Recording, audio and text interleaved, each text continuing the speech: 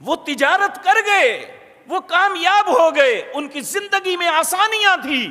آج ہمارے پاس فراوانی ہونے کے باوجود ہماری زندگی تنگ ہے ہم پہ۔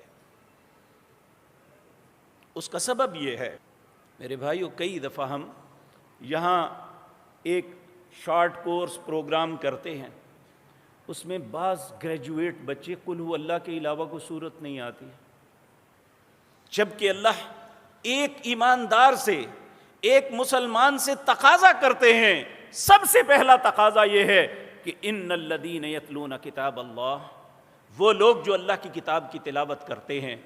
اور میرے بھائیوں، رمضان سے پہلے ہم سوچ لیں کہ ہم نے سال میں کتنے دن تھی یہ کتاب کھول کے دیکھی تھی،